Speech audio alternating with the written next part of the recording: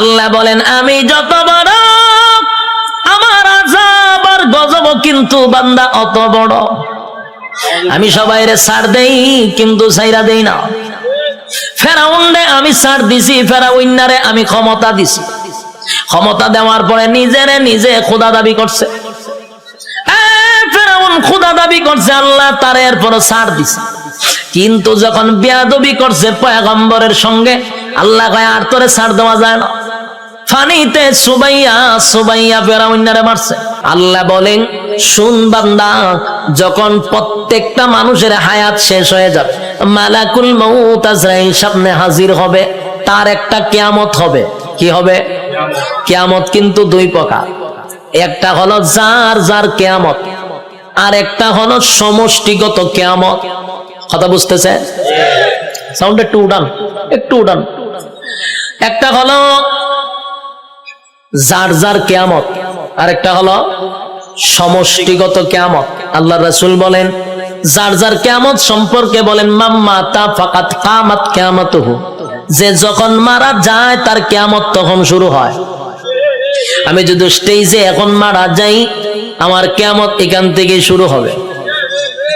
আরেকটা হলো সমষ্টিগত কিয়ামত, সেই কিয়ামতটা হলো কিয়ামতে কুবরা, এটা বড় কিয়ামত। সেটা বাঁশির মাধ্যমে হয়।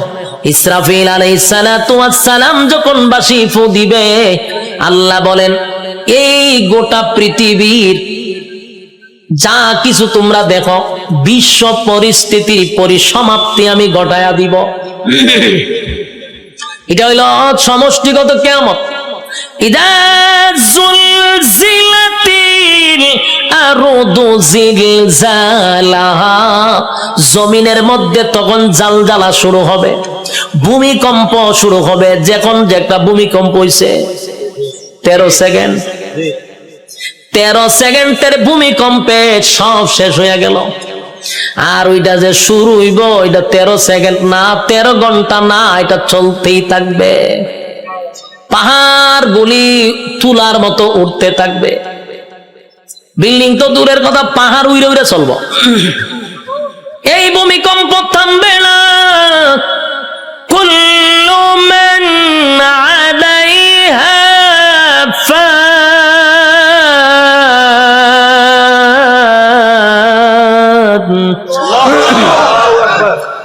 ওয়া ইয়াবকা ওয়াজহু রাব্বিকা যুল জালালি ওয়াল ইকরাম।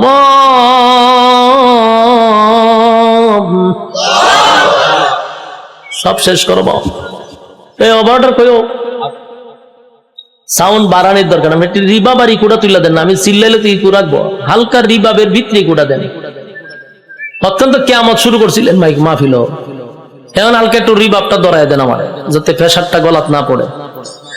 আল্লাহ বলেন কুল্লু মান আলাইহা ফান ওয়া ইয়াবকা ওয়াজহু রাব্বিকা যুল জালালি ওয়াল ইকরাম। চলবো। কুল্লু মান আলাইহা ফান, সব ধ্বংস হবে। ওয়া ইয়াবকা ওয়াজহু রাব্বিকা যুল জালালি ওয়াল ইকরাম, শুধু আল্লাহ ছাড়া সব ধ্বংস। আজরাইলও ধ্বংস, যে সিংহায় ফুক দিব সেও ধ্বংস হবে। মোট কথা কেউ থাকবে না। এটা হলো সমষ্টিগত কিয়ামত। আর প্রথম হলো যে যখন মারা যাবে তার কিয়ামত তখন থেকেই শুরু হবে। যুবক ভাইরা আমার, আল্লাহ বলেন প্রত্যেকটা মানুষের কিয়ামত আছে রে। যে যখন মারা যায় তার কিয়ামত শুরু হয়ে যায়। যেদিন মারা যাবেন, আল্লাহ বলেন হিসাব নেওয়ার জন্য আল্লাহ পুনরায় আবার আমাদেরকে দাঁড় করাবে। আলোচনার শুরুতে একটা কথা বলছিলাম, আমরা কিন্তু এই পৃথিবীতে পরীক্ষা দিতে আসছি। ইয়াদ আছে না? পরীক্ষা দিতে আসছি। বলুন তো রেজাল্টটা কোথায় দিবে? রেজাল্ট কিন্তু পরকালে হবে। আল্লাহ কয় রেজাল্টটা দেখানোর জন্য আবার তোদেরকে পুনরায় আমি জীবিত করব। আল্লাহ বলেন সিংহায় যখন ফুঁক দিব সব ধ্বংস হয়ে যাবে রে। সব ধ্বংস হওয়ার পরে সর্বপ্রথম আমি আবার জীবিত করব ইসরাফিল আলাইহিস সালাতু ওয়াস সালামকে। আবার আল্লাহ বলবেন সিংহায় ফু মার, যেই মাত্র আরেকবার ফু দিবে ওই শেষের ফুয়ে প্রত্যেকটা মানুষের বডির ভিতরে আল্লাহ আবার রুহু দিবে। কাদা মাটির থেকে আবার রুহু পাইয়া মানুষগুলি মাটি গঠন হবে, আবার পুনরায় বডি গঠন হবে। কাদা মাটির থেকে আবার আপনি ওইটা দাঁড়াবেন, যেখানে দাঁড়াবেন, যেখানে বৈশা ওয়াজ শুনতাছেন সে জায়গাটাই হবে হাসরের মাঠ। যেখানে বই আওয়াজ শুনতাছেন এটা হাসরের মাঠ হবে। এই পৃথিবীটাকেই আল্লাহ হাসরের মাঠ বানায়া দিবে। কিন্তু এখনকার পৃথিবী আর তখনকার পৃথিবী একরকম নয় রে। তখনকার পৃথিবী আর এখনকার পৃথিবীর মধ্যে উল্লেখযোগ্য একটা বেশ কম থাকবে। এখন তো কত উঁচু উঁচু বাড়ি আছে, পাহাড় আছে, সাগর আছে, নদী আছে, তখন কিছুই থাকবে না, সমতল একটা মাঠের মতো। মানুষ সেখান থেকে ওইটা দাঁড়াবে। আর বিজ্ঞানী বলেন মানুষকে আমি কেন দাঁড় করাবো জানো নি? দুনিয়ার জমিনে পরীক্ষা দিছিলি আমি আল্লাহ, সেটার রেজাল্ট তোর হাতে ধরায়া দিব। মানুষ গিয়া জমা হবে হাসরের মাঠে, কেউ পানি পান করবে, কেউ কলিজা পাটা পিপাসা লইয়া হাসরের মাঠে দাঁড়ায়া থাকবে। একদিন নয় রে, 2 দিন নয়, 50,000 বছর দাঁড়ায়া থাকতে হবে। সাধারণ কথা না, সাধারণ কথা না। পানির পিপাসায় জিহ্বা কুকুরের মতো বাহির হবে। আল্লাহর পয়গম্বর বরকতে হাত দিয়ে কাউকে পানি পান করাবে, আর কেউ পানি না পান করে হাসরের মাঠে দাঁড়ায়া থাকতে হবে।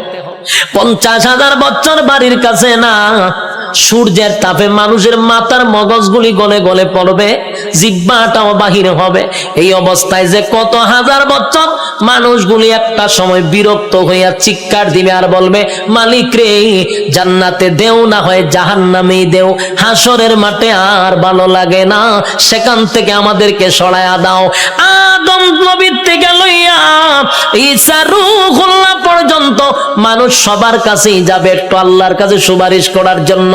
আদম নবীও বলবে ইয়া রাব্বি নাফসি, ইব্রাহিম আলাইহিস সালাতু ওয়াস সালাম বলবে ইয়া রাব্বি নাফসি, নূহ পয়গম্বর বলবে ইয়া রাব্বি নাফসি, মুসা নবী বলবে ইয়া রাব্বি নাফসি। এইভাবে 1,02,24,000 পয়গম্বর ইয়া ঈসা আলাইহিস সালাতু ওয়াস সালাম পর্যন্ত সবাই একটা কথা বলবে ইয়া রাব্বি নাফসি। আমার কি উপায় হবে? আজকে আল্লাহর সামনে কথা বলার সাহস কোন নবীর হবে না। কথা বুঝতেছেন আমার? আল্লাহ এত রাগান্বিত। এই যুবক ভাই, আলোচনার শুরুতেই বলেছিলাম আল্লাহর নাম রহমান, দয়া মায়া বেশি, কিন্তু আল্লাহর গজব আমরা এখনো দেখি নাই। সেটা হাসরের মাঠে দেখব। আল্লাহ সেদিন কাহার রূপ নিয়ে দাঁড়াবে, সেদিন আল্লাহর সামনে কথা বলার সাহস কোন নবীরাও পাবে না, শুধুমাত্র কেবলমাত্র আমাদের নবী ছাড়া। আদম নবীর থেকে লইয়া ঈসা রূহুল্লাহ পর্যন্ত একটা কথাই বলবে ইয়া রাব্বি নাফসি।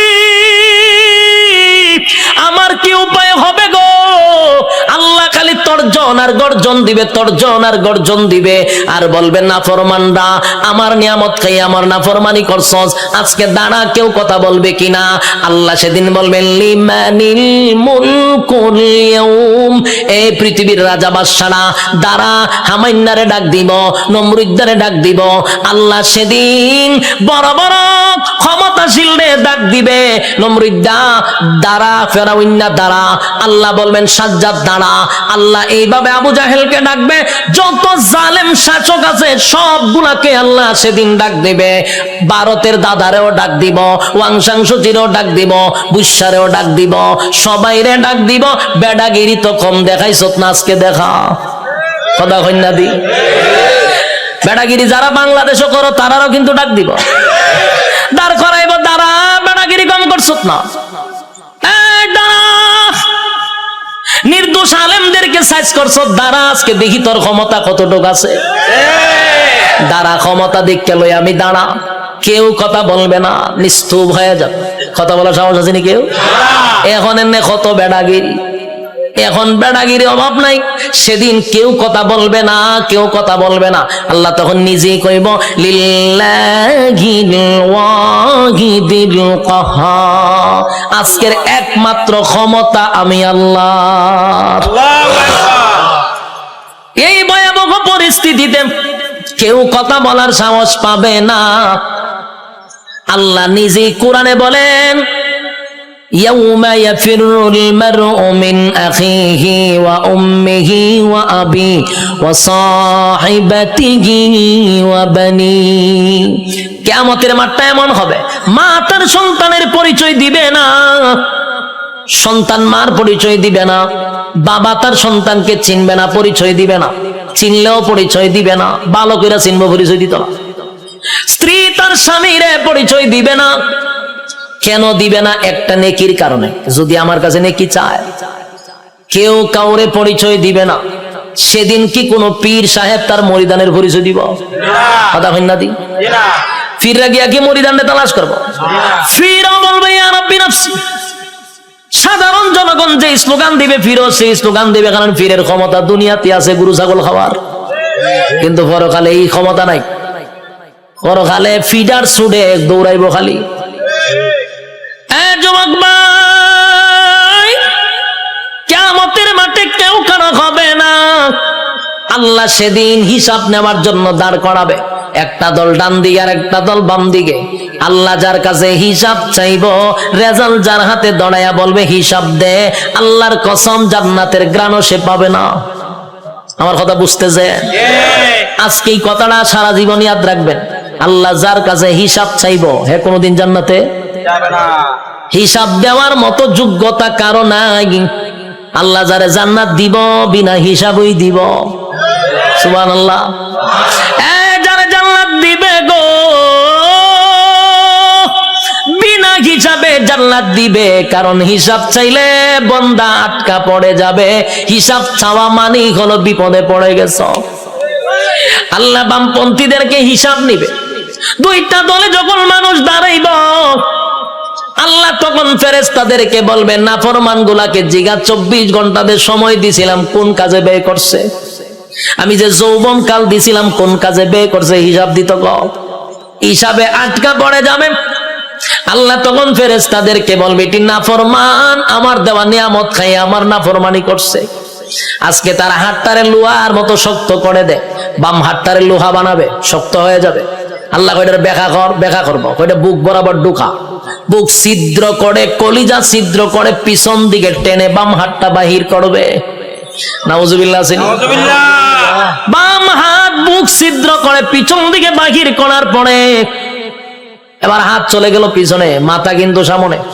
আল্লাহ এবার দিবা আমলনামা, ওই যে রেজাল্ট দুনিয়াতে যে পরীক্ষা নিছিল এই রেজাল্টটা হাতে দিবে। ফেরেশতারা কইবে আল্লাহ হাত পিছনে, চেহারা সামনে। আল্লাহ কয় নাফরমানের চেহারাটা ভাঙ্গা মস্কাইয়া এরপরে পিছনে নিয়ে যা। যুবক ভাই,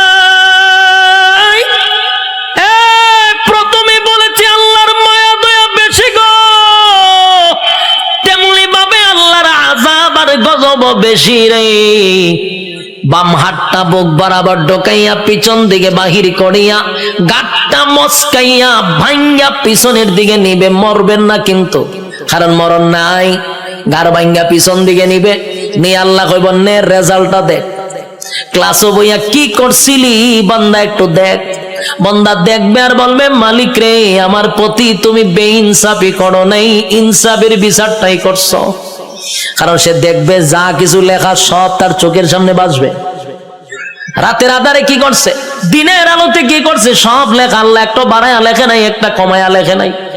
দেখ বান্দা, সেদিন আল্লাহ বলবেন এই নাফরমান আমার নাফরমানি করছে, এবার তাই মিজানের পাল্লা যাইব, এখানে আমলনামা হালকা হয়ে যাবে।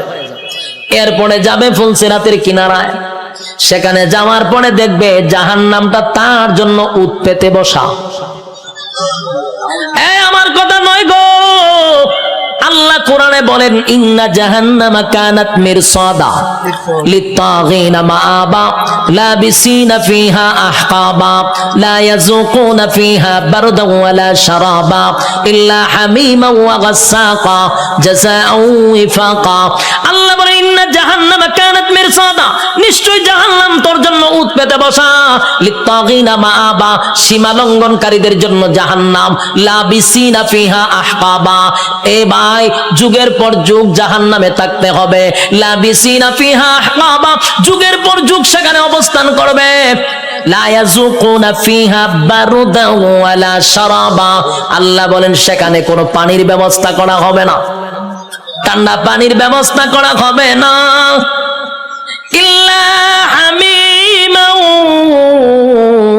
ওয়া গাসসাকা, তবে চিৎকার যখন পানির জন্য মানুষ করবে তখন আল্লাহ একটা পানি দিবে, এই পানিটা হবে তোর শরীরের রক্ত, তোর শরীরের পোষ, বিষাক্ত পানিটা পান করার জন্য দিবে, পানি গরম টকবক, পানিটা পান করার পরে জাহান্নামীদের নারী বুড়ি সব বাহির হয়ে যাবে পায়খানার রাস্তায়, চিৎকার দিয়া বলবে মালিক এমন পানি তো তোমার কাছে চাই নাই গো, এমন পানি তো তোমার কাছে চাই নাই, তোমার কাছে চাই নাই, এটা কেমন পানি দিলা, বেদনা বিষাক্ত বেড়ে গেল। আল্লাহ তখন যে জবাবটা দিব এর থেকে আরো ভয়ানক জবাব, আল্লাহ কয় জাযাআও ওয়াফাকা, বান্দারে এটা তোর কৃতকর্মের পূর্ণ ফল। এতক্ষণ ভাই যে শারীরিক কষ্ট, এই কথাটার কারণে মানসিক কষ্ট বেড়ে যাবে। আল্লাহ কয় এখন মজা বুঝ কেমন লাগে, আমার দেওয়া নিয়ামত খাইয়া আমার নাফরমানি করছ, আজকে মজা বুঝ। আমি তোরে পানি দিছিলাম দুনিয়াতে, ঠান্ডা পানি, মিষ্টি পানি, গরমের সময় টিউবওয়েলের পানিটা তোর জন্য ঠান্ডা করে দিছিলাম, এই শীতের সময় পানি গরম করে দিছিলাম, এত নিয়ামত খাইয়া তো আমি আল্লাহরে একবার ডাক দেস নাই, আজকে কেন আমারে ডাকস? খা এখন বিষাক্ত পানি খা, মজা বোঝ কেমন লাগবো, আর কষ্ট বেড়ে যাবে। বুড়াবাসীরা একটা কথা মন গড়া বলি নাই, এতক্ষণ যা বলছি কোরআনের বাহিরে একটা কথাও বলি নাই, কোন গল্প বলার জন্য আমারে আনেন নাই, আর আমিও কোনো মাহফিলে গল্প বলিও না, যতক্ষণ বসছেন কোরআনের বাহিরে কোনো কথা শোনেন নাই। শেষ কিছু সময়, আমি আর সময় লম্বা করব না, কিছু সময় আপনারা আমার দেন, আমি ফিনিশিংটা দিয়া দিই। এবার আর শোন, বিরক্ত হইতেছেন?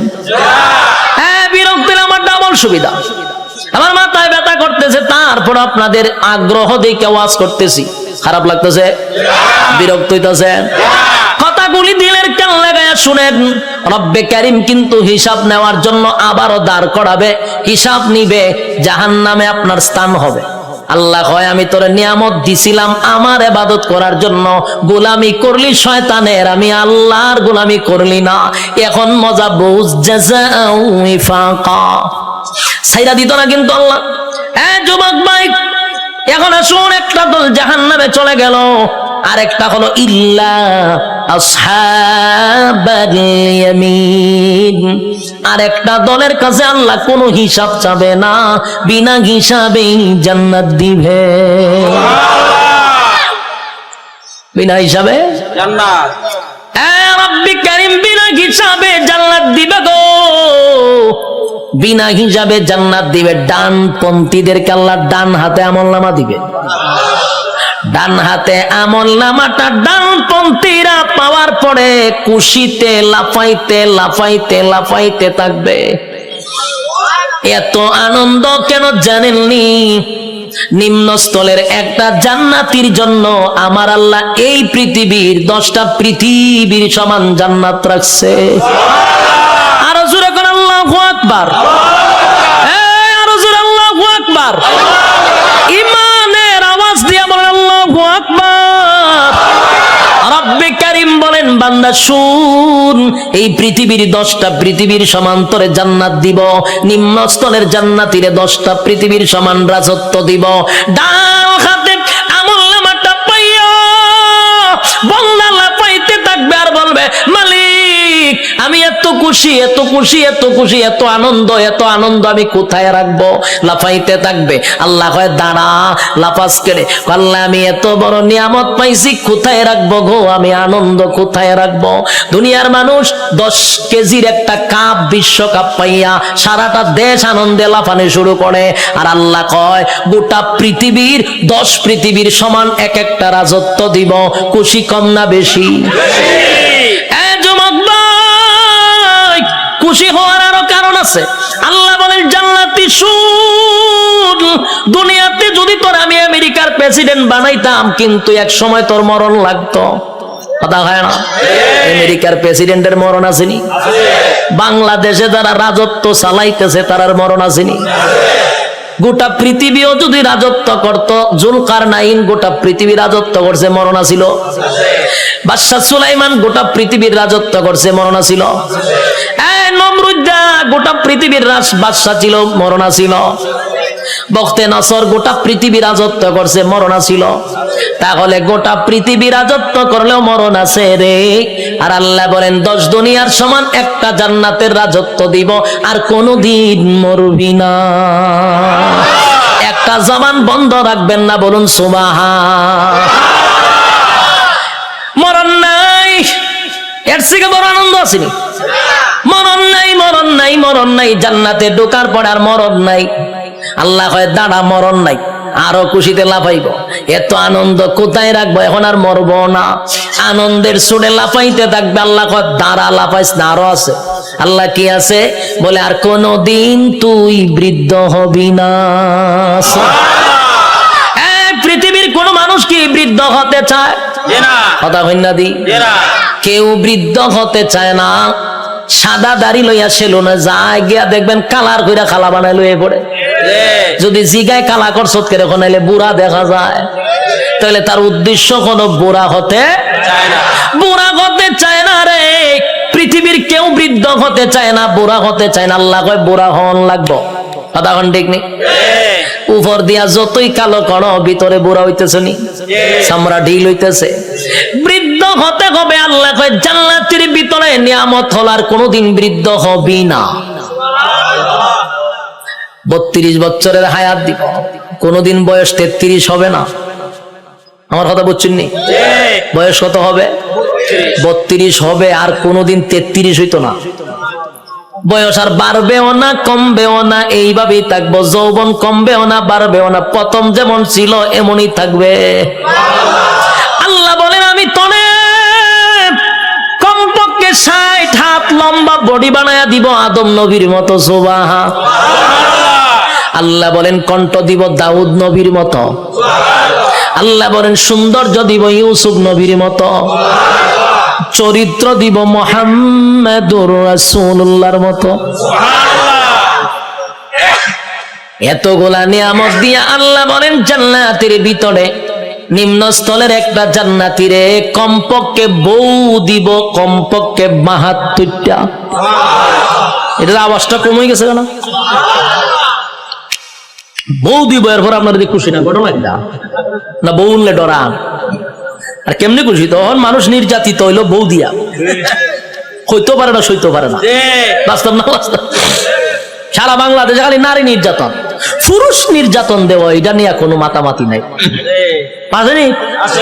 এমপিরা পর্যন্ত ঘরের এমপির কাছে মাথা নত হইরা লায়, নির্যাতিত। কিন্তু এটা নিয়ে সরকার কোনো মাথা কামায় না।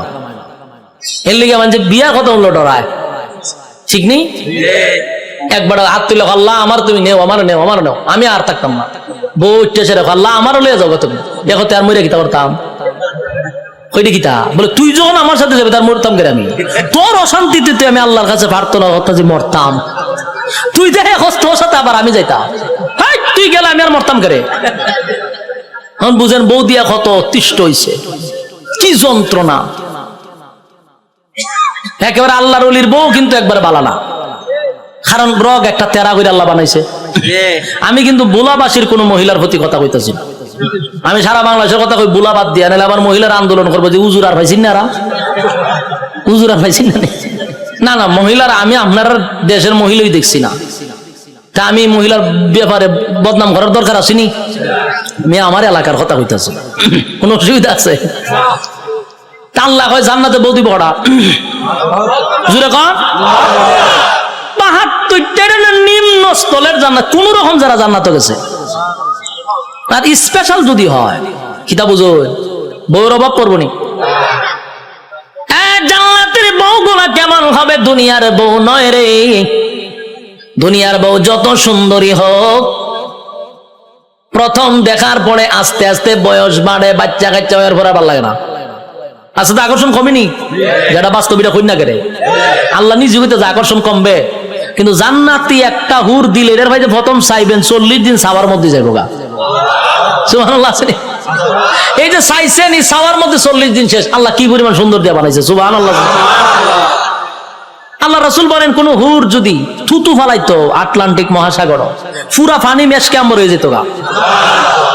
কোন হুর যদি হাত বাইর করে বা লাড়া দিত, সূর্য আর দরকার ছিল না, এটাই যথেষ্ট। কিতা বুঝো? সুবহানাল্লাহ আসেনি? এমন সুন্দর আল্লাহ হুর দিব। একটার ভাই চাই আমরা 40 দিন যাবো, বাকি আরো বাদ 71টা রয়েছে। ইডির ভাই একটা চাইতেছে তো আমরা দিন এমনি যাইব।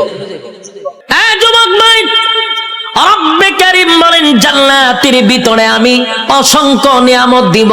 1 নাম্বার হলো মরণ দিব না, 2 নাম্বার হলো বৃদ্ধ বানাবো না, 3 নাম্বার হলো কণ্ঠ দিব, 4 নাম্বার হলো চেহারা সুন্দর দিব, চরিত্র ভালো দিব, বউ দিব 72টা। সুবহানাল্লাহ। সব পাওয়ার পরেও বান্দা খালি দৌড়াদৌড়ি করবে, আল্লাহ কিতা তো কাজ? আল্লাহ আমি আমার বন্ধু বান্ধবরে তো ভাই, তুই দি জান্নাত বন্ধু কারে তো কাজ দেখেন তো আল্লাহ ওইটা দি জাহান্নাম আছে। আল্লাহ আমি এর সাথে একটু কথা কব। আল্লাহ বলে জান্নাতি জাহান্নামীদের সঙ্গে কেমনে কথা বলবি? আল্লাহ কয় আপনারা বলছেন জান্নাতে যা চাইবো তা পাইবো। আল্লাহ কইছিলাম নি, কইছিলেন, কইলে তো দেখানি দরকার। আল্লাহ কইতে যা আমার কথা না, কোরআনের কথা। ফি জান্নাতি ইয়াতাসাআলুন, জান্নাতি আর জাহান্নামীদের মধ্যে কথা হবে। কি হবে? জান্নাতি আর জাহান্নামীদের মধ্যে কথা হবে গো। ফি জান্নাতি ইয়াতাসাআলুন, জাহান্নামী হবে সাকার নামক জাহান্নামী। ফি জান্নাতি ইয়াতাসাআলুন আনিল মুজরিমিনা মা সালাকাকুম ফি সাকার, সাকার নামক জাহান্নামীদের সঙ্গে কথা হবে জান্নাতীদের। কি কথা হবে? সংক্ষেপে বলি, জাহান্নামীরা জান্নাতীদের সঙ্গে, জান্নাতীরা জাহান্নামীদের সঙ্গে কথা হবে। জান্নাতীরা জাহান্নামীদের কাছে গিয়া বলবে ফি জান্নাতি ইয়াতাসাআলুন, এ জাহান্নামীরা বলতো দেখি কেন জাহান্নামে আসলি? সাকার নামক জাহান্নামীদেরকে বলবে কেন জাহান্নামে আইলি? একই সাথে ব্যবসা করতাম, একই সাথে চাকরি করতাম, একই সাথে খেলাধুলা করতাম, আমি জান্নাতি, তুই কেন জাহান্নামী? জান্নাতি জাহান্নামীদেরকে বলবে কেন জাহান্নামে আসলি? এবার জাহান্নামীরা জাহান্নামে আসার 4 কারণ বর্ণনা করবে। আলোচনার শুরুতে কয়টা বলছিলাম? ইয়াদ আছে? আমি কিন্তু এটা বলছিলাম যখন আমি 4টা কারণ বলবো ওয়াজ কিন্তু শেষ। ইয়াদ আসেনি? আইসিনি স্যার কারণ? 1 নাম্বার কারণ, জান্নাতীরা জাহান্নামীদেরকে বলবে এ জাহান্নামীরা বল কেন জাহান্নামে আসছ? জাহান্নামীরা তখন বলবে 1 নাম্বার কারণ কোরআনে বলেন আমি না। আল্লাহ তখন বলেন ক্বালু লাম নাকু মিনাল মুসাল্লিন। জাহান্নামীরা বলবে জাহান্নামে আসার 1 নাম্বার কারণ হলো ক্বালু লাম নাকু মিনাল মুসাল্লিন। বন্ধু রে, দুনিয়ার জমিনে একই সাথে ব্যবসা করতাম, একই সাথে চাকরি করতাম, বন্ধু একই সাথে আড্ডা মারতাম, সব ঠিকঠাক ছিল, কিন্তু তুই মুসল্লি ছিলি, আমি মুসল্লি ছিলাম না। ক্বালু লাম নাকু মিনাল মুসাল্লিন, তুমি নামাজি ছিলা, আমি নামাজি ছিলাম না। তাহলে বলুন তো দেখি জাহান্নামে যাওয়ার 1 নাম্বার কারণ কি না পড়া? আরো জোরে, কি না পড়া? জাহান্নামে যাওয়ার 1 নাম্বার কারণ হলো নামাজ না পড়া। ক্বালু লাম নাকু মিনাল মুসাল্লিন, জাহান্নামে যাওয়ার 1 নাম্বার কারণ হলো নামাজ না পড়া। যুবক ভাই, সারা জীবন মাহফিল শুনলে কোনো লাভ হবে না, সারা জীবন মক্কা মদিনায় গেলে কোনো লাভ হবে না, আপনি হজ করলে কোনো লাভ হবে না। আল্লাহর নবী বলেন সর্বপ্রথম কিয়ামতের মাঠে হিসাব হবে নামাজের। আউয়ালু মা ইউহাসাবু বিহিল আবদু ইয়াউমাল কিয়ামাতিস সালাহ। কিয়ামতের সর্বপ্রথম নামাজের হিসাব হবে। তাই আল্লাহর নবী বলেন কিয়ামতের মাঠে নামাজের হিসাব হবে। আর জান্নাতীরা জাহান্নামীদেরকে যখন বলবে জাহান্নামে কেন আসছস, জাহান্নামীরাও বলবে ক্বালু লাম নাকু মিনাল মুসাল্লিন, নামাজি ছিলাম না। তুই নামাজি ছিলি, যখন আজান দিত বন্ধু ব্যবসা বন্ধ করে তুই নামাজে যাইতি, যখন আজান দিত তুই চাকরি বন্ধ করে নামাজে যাইতি, বন্ধু যখন আজান দিত খেলাধুলা বন্ধ করে নামাজে যাইতি, আমি নামাজে যাইতাম না। তাই আজকে নামাজ না পড়ার কারণে 1 নাম্বার কারণ জাহান্নামে আসা। কয় নাম্বার গেছে? জান্নাতীরা জাহান্নামীদেরকে বলবে বন্ধু রে এরপরে বল কেন আসলি? এবার জাহান্নামীরা বলবে ওয়ালাম নাকুনু তুইমুল মিসকিন। 2 নাম্বার হলো দুনিয়াতে সরকার আমারে এতিম মিসকিনের জন্য মাল দিত, এতিম মিসকিনদের লেফটিন বানাইবার লাগে টিন দিত, লেফটিন খায়া বইয়া থাকতাম।